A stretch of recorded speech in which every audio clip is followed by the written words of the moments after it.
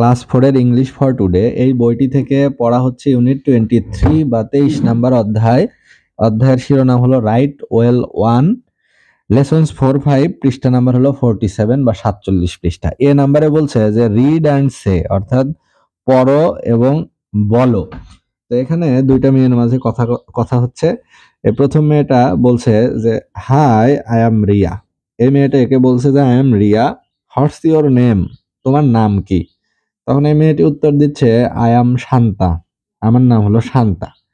আবার এখানে দেখতে পাচ্ছি এই ছবিতে যে আই অ্যাম ইন ক্লাস 4, এই মেয়েটাই বলছে, অর্থাৎ রিয়া বলছে যে আই অ্যাম ইন ক্লাস 4, আমি 4র্থ শ্রেণীতে পড়ি। আর ইউ ইন ক্লাস 4, তুমিও কি ক্লাস 4 বা 4র্থ শ্রেণীতে পড়ো?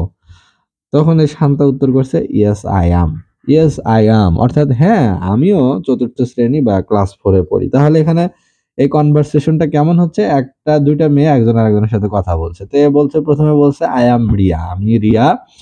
What's your name, what's your name মানে কি, তোমার নাম কি? তখন এই মেয়েটা বলছে আই অ্যাম শান্তা, আমার নাম Shanta.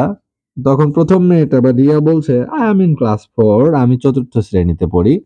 Are you in class 4, তুমিও কি 4র্থ শ্রেণীতে পড়ো? তখন শান্তা উত্তর করছে yes I am, yes I am, আমিও 4র্থ শ্রেণীতে পড়ি।